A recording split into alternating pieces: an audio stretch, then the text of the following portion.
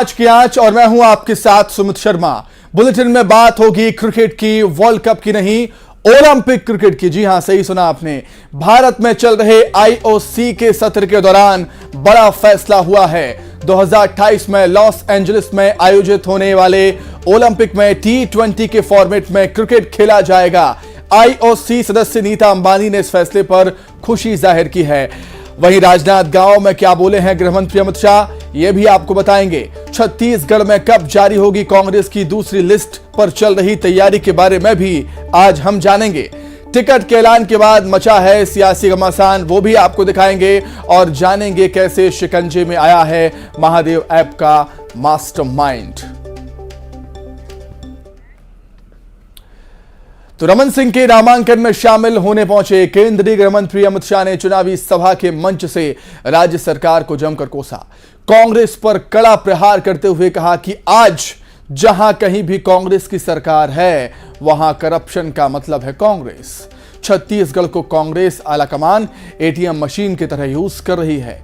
किसान जहां छत्तीसगढ़ में परेशान हैं, दुखी हैं, वहीं गांधी परिवार यहां के पैसों से सुखी है। जनता की गाढ़ी कमाई सीधे कांग्रेस के दिल्ली दरबार में जा रही है। वहीं अमित शाह ने कहा कि यूपीए के दौर में छत्तीसगढ़ को 10 सालों में 77,000 करोड़ रुपए मिले, जबकि हमने बिना भेदभाव के 10 सालों में 3 लाख करोड़ रुपए दिए।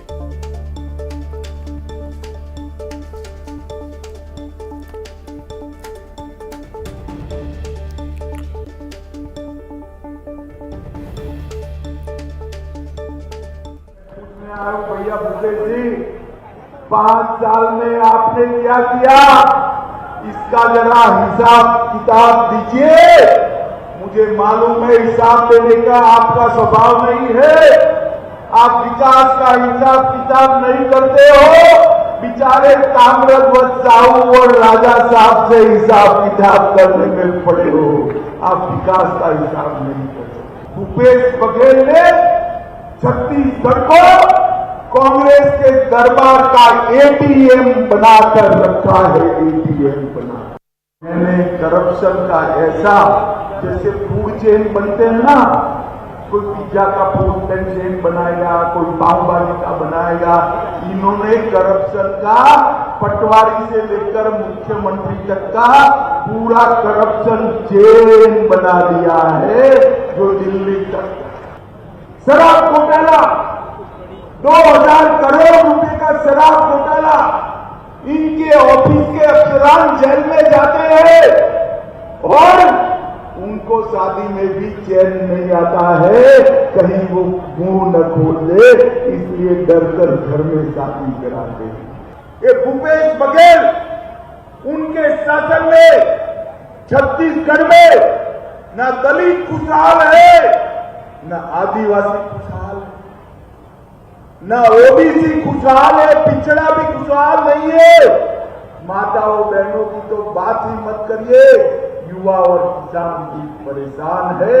खुशहाल है तो गांधी परिवार अकेला खुशहाल है। और 2004 से 14 केंद्र में यूपीए की सरकार थी, कांग्रेस की सरकार थी। क्या दिया आपने छत्तीसगढ़ को, हिसाब लेकर आइए। माताओं भाइयों बहनों, 2004 से 14 में केवल 77,000 करोड़ रुपया छत्तीसगढ़ को 10 साल के अंदर कितना दिया, जरा जोर से बोले कितना, 77,000 करोड़। कितना? और मोदी जी ने 2014 से 23 उनके 10 साल बनाम हमारे 9 साल 77,000 करोड़ की जगह पे 3,01,000 करोड़ रुपया छत्तीसगढ़ को बेचने का। छत्तीसगढ़ में प्रत्याशियों की पहली लिस्ट जारी करने के बाद कांग्रेस अब दूसरी लिस्ट जारी करने वाली है। डिप्टी सीएम टीएस सिंहदेव ने कहा कि 60 सीटों पर दिल्ली में मंथन जारी है और कल लिस्ट जारी हो सकती है। टीएस सिंहदेव ने यह भी साफ किया है कि कई उम्मीदवारों का टिकट कट सकता है। कांग्रेस ने कल 30 प्रत्याशियों की पहली लिस्ट जारी की थी। इस लिस्ट में सीएम भूपेश बघेल सहित सभी 13 मंत्री और विधानसभा अध्यक्ष का नाम है। चुनाव के पहले चरण में जिन भी सीटों पर मतदान होना है उनमें 19 प्रत्याशी घोषित कर दिए गए हैं। कई विधायकों के टिकट काटे भी गए हैं और जैसा कि टीएस सिंहदेव बता रहे हैं कि इस लिस्ट में भी कई टिकट कट सकते हैं।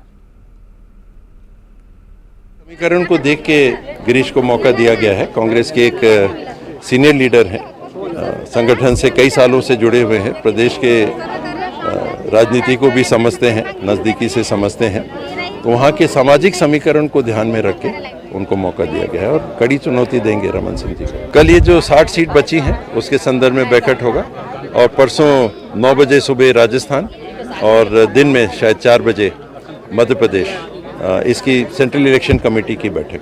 कल लंच के पहले बैठक है, तो मुझे लगता है कि शाम रात को भी कुछ नाम आ सकते हैं। हम लोग का काम है अपना सुझाव देना, फिर हाईकमांड तय करेगा रिलीज कब करना। आशंका नहीं है, ये तो व्यवस्था है। पत्ते हैं, झड़ते हैं, नए पत्ते आते हैं, प्रकृति का नियम। तो इसमें भी नया पुराना हमेशा होता रहता है, कोई नई बात नहीं हो रही है। तो अभी 30 में आपने देखा कि 8 सीट बदली हैं, 60 में भी कुछ बदल सकते हैं। परफॉर्मेंस, हर आदमी एक जैसा नहीं खेलता। आप क्रिकेट की टीम बनाते हो तो वही लोग 20 साल तक नहीं खेलते। क्रिकेट की टीम में भी चयन होता है, तो कभी कोई ओपनिंग का बैट्समैन है, कभी कोई नंबर 3 है, कभी कोई नंबर 4 है, कभी कोई बॉलर खरीद खेलता है, कोई नया मिडिल ऑर्डर में आता है। अभी केएल राहुल फॉर्म में है, कभी शुभम गिल खेल रहा है। तो ये चेंज समय के हिसाब से और परफॉर्मेंस के हिसाब से हमेशा हर जगह होता है, इसमें कोई ऐसी बात नहीं। तो छत्तीसगढ़ में कांग्रेस की दूसरी लिस्ट में क्या होगा, क्या बदलाव देखने को मिल सकते हैं, उस पर हम बात करेंगे, लेकिन उससे पहले बड़ी खबर आपको हम बता दें। डेमू ट्रेन में आग लग गई। 8 डिब्बों वाली डेमू ट्रेन में आग लगी है। 5 डिब्बों में भीषण आग लगी है और अच्छी बात ये रही, गनीमत ये रही कि सभी यात्री सुरक्षित हैं। तस्वीरें आपके सामने हैं, आप देख सकते हैं किस तरीके से आग की भयंकर लपटें ट्रेन की बोगियों से निकलती हुई नजर आ रही हैं। हालांकि आग कैसे लगी ये स्पष्ट नहीं हो पाया है, लेकिन बहुत बड़ा हादसा, एक बड़ा हादसा जरूर टला है। डेमू ट्रेन में भीषण आग लग गई। 8 बोगियां, 8 जो डिब्बे थे वो आग की चपेट में आए हैं। ट्रेन में आग कैसे लगी है ये अभी साफ नहीं हो पाया, जांच का विषय है, लेकिन एक बहुत बड़ा हादसा टल गया। सभी यात्री सुरक्षित हैं। वक्त रहते सभी यात्रियों ने ट्रेन से उतरकर अपनी जान बचाई है। तो 8 बोगियां आग की चपेट में आई हैं। पहले एक बोगी में आग लगी, एक डिब्बे में आग लगी और धीरे धीरे करते आग फैलती गई और 8 डिब्बों को आग ने अपनी चपेट में ले लिया। महाराष्ट्र में डेमू ट्रेन के 5 डिब्बों में आग लगी। अधिक जानकारी के लिए बातचीत करेंगे संवाददाता अमित राय, जुड़े हुए हैं फोन पर। अमित, क्या कुछ जानकारी है, फिलहाल क्या अपडेट है, क्या ट्रेन में आग कैसे लगी ये पता चल पाया क्या? अमित, देखिए, आग लगने का कारण अभी तक पता नहीं चल पाया, जो कि सीपीआरओ मध्य रेलवे ने बताया कि अहमदनगर और नारायणपुर जंक्शन के बीच दोपहर 3 बजे 8 डिब्बों वाली डेमू ट्रेन के 5 डिब्बों में आग लग गई। किसी के घायल होने या मौत की सूचना नहीं, क्योंकि आग लगने पर सभी यात्री जो है ट्रेन से उतर गए और जलते डिब्बों के अंदर कोई भी व्यक्ति जो है फंसा नहीं हुआ है। मैं बताऊं, ये ट्रेन जो थी वो ट्रेन नंबर थी 01402 जो डेमो ट्रेन थी और ये अहमदनगर में जो है आग लगी थी और नारायण 2 और अहमदनगर सेक्टर के बीच से आग लगी और ये गार्ड साइड ब्रेक वैन उससे सटे 4 डिब्बों में आग लगी। फायर ब्रिगेड की टीम मौके पर पहुंची। हादसे में कोई हताहत नहीं है। लगभग 4:15 बजे के करीब जो है आग पे काबू पाया जा चुका है, लेकिन जो दृश्य, जो विजुअल हमारे सामने आया, बिल्कुल भयानक विजुअल ने बताया जा रहा है कि यात्रियों ने आग लगने जो है देखा कि आग लगी हुई है और सभी यात्री जो है वो उतर गए, क्योंकि स्टेशनों के बीच में यह वाकया हुआ है। सभी उतर गए, जिससे सभी की जान बच गई और इनको लेने के लिए रेलवे एआरटी यानी एक्सीडेंट रिलीफ ट्रेन दौंड से साइड तक जो है वो भेजी गई है। बिल्कुल अमित, ये भी बताइए कितने बजे की घटना है, कितना समय इस घटना को हो गया है और गनीमत ये रही है कि सभी यात्री सुरक्षित हैं। क्या कोई यात्री झुलसा भी है, किसी को चोटें भी आई हैं क्या इस हादसे में? अमित, 5 डिब्बों में आग लगी, 3 बजे ये आग लगी है। गार्ड और साइड ब्रेकमैन मिला के 4 डिब्बों में आग जो है लगी हुई थी और लगभग यहाँ पे मैं बताऊं 4 फायर ब्रिगेड जो है वो मौके पे पहुंचे। 3:15 बजे जो है ये फायर ब्रिगेड वहां पहुंचे और तो और उसके अलावा 3 और फायर ब्रिगेड जो है वो 3:45 के करीब पहुंचे और लगभग 4:15 बजे जो है यहाँ पर आग पे काबू पाया गया। अभी भी जो है धुएं का गुबार निकल रहा है और उसे जो है शांत करने की कोशिश जो है अग्निशमन दल द्वारा की जा रही है। रहा सवाल यात्रियों का, तो वो रेलवे विभाग साफ तौर पे कह रहा है और स्थानीय पुलिस भी कह रही है कि किसी भी यात्री को कोई चोट नहीं आई, लेकिन अभी पूरी तरीके से जब आग पे काबू पाया जा चुका होगा उसके बाद सही जानकारी जो है प्रशासन द्वारा दी जाएगी। बिल्कुल अमित, और तस्वीरें हम देख रहे हैं, बहुत ही भयावह तस्वीरें हैं। आग की भयंकर लपटें, धुएं का काला गुबार तस्वीरों में यहाँ पर नजर आ रहा है। और जैसा कि आप बता रहे थे कि करीब 3 बजे की घटना है, 2 घंटे का समय बीत चुका है, गुजर चुका है और आग ही कुछ इतनी विकराल है अमित कि इस पर काबू पाने में थोड़ा समय लग रहा है। अमित, ये बहुत ही भयावह दृश्य है। जिस तरह की खबर अगर प्रशासन दे रहा है, रेलवे प्रशासन और स्थानीय पुलिस, कि किसी भी यात्री को चोट नहीं आई, तो समझ लीजिए कि भगवान की बहुत बड़ी कृपा है। वरना ये दृश्य देखकर भी यही लग रहा है कि मानो क्या कुछ हो जाता। लेकिन अभी जो है आग पे काबू पाया गया, लेकिन धुआं जो है अभी भी निकल रहा है, तो उसे जो शांत करने की कोशिश की जा रही है। यात्रियों को लेने के लिए जो है ये दूसरी ट्रेन जो है रेलवे आरटी जो एक्सीडेंट रिलीफ ट्रेन है वो दौड़ से साइड तक जो है भेजी गई है। बिल्कुल अमित, यहाँ पर एक बहुत अच्छी खबर है, ठीक बात कही आपने। भगवान की कृपा है कि अभी तक ऐसी कोई जानकारी, कैजुअलिटी की जानकारी कोई नहीं आई है। और लेकिन अमित, यात्रियों का पता भी लगाया जाएगा, कितने यात्री सवार थे, किस बोगी में कितने यात्री सवार थे हादसे के बाद? जरूर देखिए, निश्चित तौर पे वहां पे जो लोग पहुंचे हुए हैं, जो प्रशासन पहुंचा हुआ है, वो हर एक यात्री की जो है छानबीन भी कर रहे हैं। किसी को कोई चोट जो है वो नहीं आई हुई है और कितने यात्री सवार थे, क्या सभी सुरक्षित है यहाँ पर, उसकी जानकारी ली जा रही है। हालांकि जो हमारे स्थानीय प्रशासन से बात हुई रेलवे विभाग से, उनका कहना है कि जो जानकारी अभी तक उनके सामने है कि किसी के हताहत होने की या बहुत ज्यादा गंभीर चोट होने की कोई जानकारी निकल के सामने नहीं आई। लेकिन जब तक इस पूरी आग पे काबू पाके स्थिति को पूरी तरीके से नियंत्रण में नहीं किया जा सकता, तब तक कुछ बोलना उचित नहीं है। लेकिन अभी तक की जानकारी के अनुसार किसी को भी कोई चोटें नहीं आई है।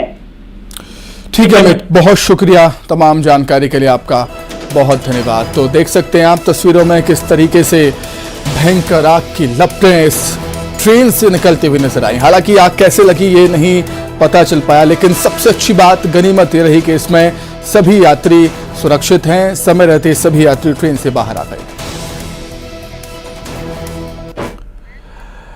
अब बात करते हैं छत्तीसगढ़ कांग्रेस की दूसरी लिस्ट की। पहली लिस्ट जारी होने के बाद अब कांग्रेस की दूसरी लिस्ट का इंतजार है छत्तीसगढ़ में। और डिप्टी सीएम टीएस सिंहदेव ने कहा है 60 सीटों पर दिल्ली में मंथन जारी है और कल लिस्ट जारी हो सकती है। लेकिन टीएस सिंहदेव ने यह भी साफ कर दिया कि कई उम्मीदवारों का टिकट कट सकता है। पहली लिस्ट में अभी हमने ऐसा ही देखा था।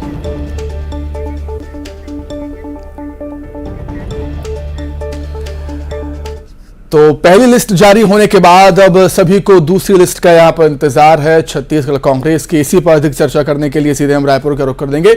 हमारी सहयोगी ममता हमारे साथ जुड़ गई हैं लाइव। ममता, पहली लिस्ट जब कांग्रेस की आई तो 8 सिटिंग एमएलए के टिकट कांग्रेस ने काट दिए। अब सभी दूसरी लिस्ट का इंतजार कर रहे हैं। टीएस बाबा ने साफ कर दिया है कि कई उम्मीदवारों के टिकट कटेंगे और टीएस बाबा वो नेता हैं जो साफ गोई से अपनी बात रखने के लिए जाने जाते हैं। ममता,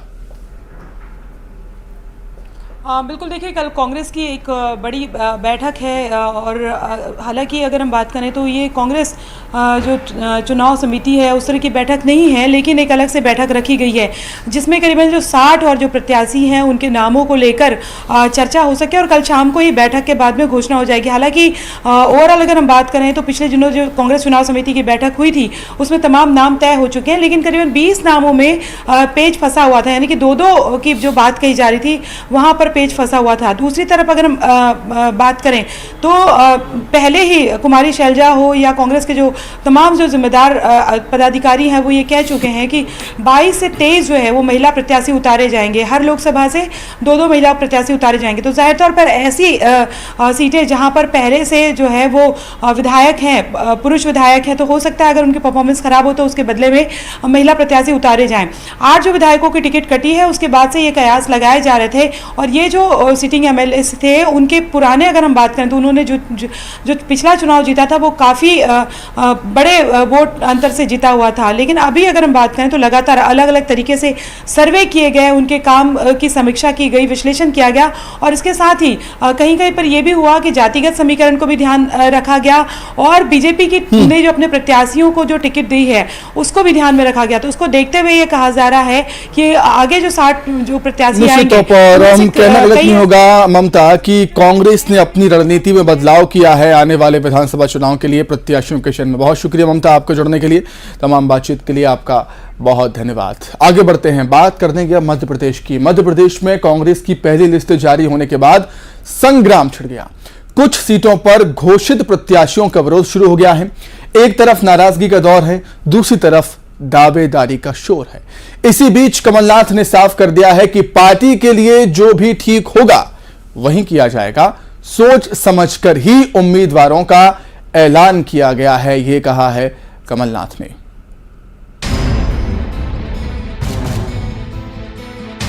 गहन चिंतन और लंबे मंथन के बाद मध्य प्रदेश में कांग्रेस के उम्मीदवारों की लिस्ट तो जारी हुई, लेकिन 144 उम्मीदवारों के ऐलान के साथ ही घमासान छिड़ गया और नाराजगी विरोध की आवाज बनकर बुलंद हो गई। बुधनी में सीएम शिवराज सिंह को टक्कर देने के लिए मैदान में उतारे गए फिल्मी पर्दे के हनुमान विक्रम मस्ताल के खिलाफ स्थानीय नेताओं ने मोर्चा खोल दिया है। विरोध पैराशूट कैंडिडेट का और आरोप ये कि सीएम को जीत तश्तरी में परोस कर दे दी गई। हनुमान का विरोध कांग्रेस के ही नेताओं ने शुरू कर दिया है। उनके टिकट को लेकर नाराज कार्यकर्ता कमलनाथ के बंगले पहुंचे हैं। किस बात को लेकर नाराज हैं? जय कमलनाथ, जिसको पूरी विधानसभा में एक व्यक्ति भी न तो जानता है और न वो किसी को जानता है, ऐसे व्यक्ति को टिकट दे दिया तो कैसे होगा कांग्रेस का काम? ये तो सीधा सीधा सीएम को तश्तरी में रख के कांग्रेस ने सीट डिक्लेयर कर दी। इंदौर में भी कांग्रेस की पहली लिस्ट के बाद प्रदर्शन तेज हो गया है। इंदौर विधानसभा क्षेत्र में कांग्रेस के घोषित प्रत्याशी राजा मांधवानी का जमकर विरोध हो रहा है। अक्षय कांति बम के समर्थकों ने न सिर्फ नारेबाजी की बल्कि राजा मांधवानी का पुतला फूंककर अपने गुस्से का इजहार किया।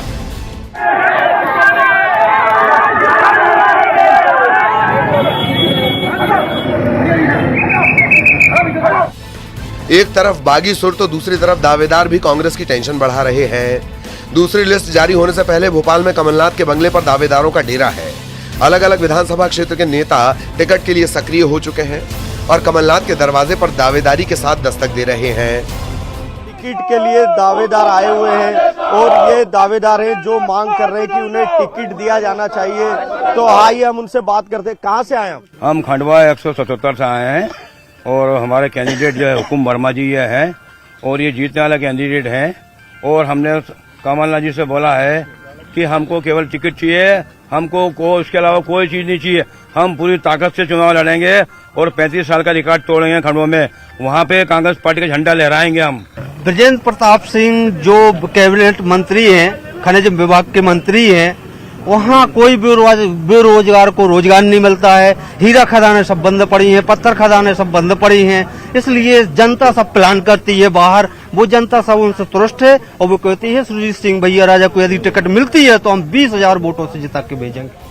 उधर दिल्ली से लौटे कमलनाथ ने दो टूक कह दिया कि सबको टिकट देना संभव नहीं। हाईकमान ने सोच समझकर फैसला लिया है और अच्छे प्रत्याशियों को ही चुनकर मैदान में उतारा है। उसी के बाद 4,000 लोगों दावेदारी करी थी। अब 4,000 को तो टिकट मिल नहीं सकता, मिलता तो एक ही है। तो इसमें से कुछ तो निराश होंगे, पर मुझे पूरा विश्वास है कि वो आपके कांग्रेस का फिलहाल कांग्रेस आलाकमान दूसरी लिस्ट पर चर्चा में जुटा है। विरोध प्रदर्शन और नाराजगी को स्वाभाविक बताते हुए पार्टी जीत का दम भर रही है। साथ ही दावा ये भी कि पार्टी एकजुट है और विरोधियों को हराने के लिए पूरी तरह से तैयार।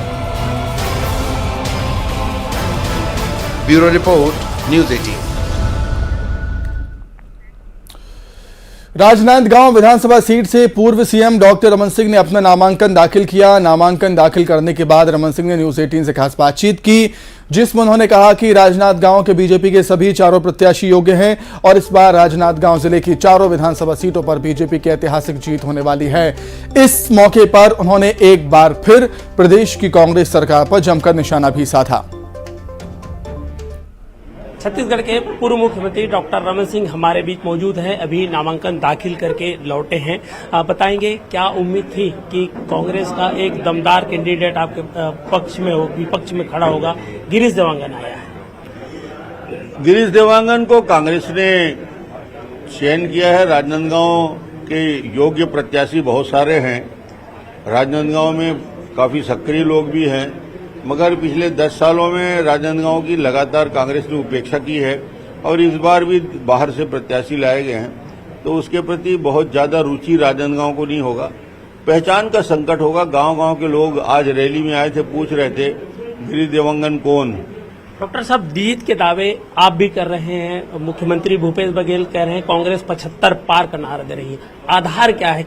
जो भ्रष्टाचार 5 साल भूपेश ने किया है, जन घोषणा पत्र वादे अधूरे हैं और जिस प्रकार के हालात छत्तीसगढ़ में है, डेवलपमेंट रुका हुआ है, तो 75 पार की बात तो छोड़िए, छत्तीसगढ़ में कांग्रेस पूरी साफ होने वाली है। नीमच में भीषण आग लगी है। टेंट हाउस में आग लगी है। स्कीम नंबर 34 क्षेत्र में आग लगी। टेंट हाउस में ये भीषण आग लगी है। आग कैसे लगी इसके कारण अज्ञात हैं। इलाके में अफरा तफरी का माहौल बन गया। फायर ब्रिगेड की गाड़ी मौके पर पहुंची है। आग बुझाने की कोशिश जारी है। नीमच से बड़ी खबर हम आपको बता रहे हैं, जहां टेंट हाउस में भीषण आग लग गई। स्कीम नंबर 34 क्षेत्र में यह आग लगी। हालांकि आग कैसे लगी ये साफ नहीं हो पाया, लेकिन आग लगने से इलाके में अफरा तफरी का माहौल बन गया। फायर ब्रिगेड की गाड़ी वहां पर पहुंची और आग पर काबू पाने की कोशिश हो रही है। भयंकर आग की लपटें, धुएं का काला गुबार आप देख सकते हैं तस्वीरों में। भीषण ये आग लगी है। आग बुझाने की कोशिश जारी है।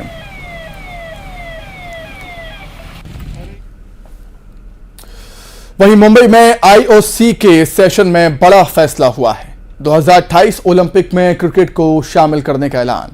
T20 फॉर्मेट में क्रिकेट खेला जाएगा। अब ओलंपिक्स में 128 साल बाद क्रिकेट की वापसी हुई है। अब ओलंपिक में क्रिकेट का जलवा देखने को मिलेगा। 2028 ओलंपिक में क्रिकेट का रोमांच देखने को मिलेगा। 128 साल बाद क्रिकेट का जलवा अब क्रिकेट फैंस ओलंपिक्स में भी देख पाएंगे। फैसले को लेकर नीता अंबानी ने धन्यवाद दिया। कहा ओलंपिक आंदोलन को मजबूती मिलेगी। फैसले के लिए आईओसी को धन्यवाद। भारत के लिए यह गर्व की बात है। क्रिकेट के शामिल होने पर नीता अंबानी का यह बयान। As an IOC member, a proud Indian and an ardent cricket fan, I am delighted that IOC members have voted to include cricket as an Olympic sport in the LA Summer Olympics 2028. Cricket is one of the most loved sports globally and the second most watched. For 1.4 billion Indians, cricket is not just a sport, it's a religion. So I'm delighted that this historic resolution was passed at the 141st IOC session taking place right here in our country in Mumbai. The inclusion of cricket in the Olympics will create deeper engagement for the Olympic movement in newer geographies and at the same time provide a boost to cricket's growing international popularity. I thank and congratulate the IOC and the LA Organizing Committee for their support to this landmark decision. It's truly a day of great joy and jubilation. तो इसी के साथ ही फिलहाल इस bulletin में इतना ही। खबरें लगातार जारी है। नमस्कार।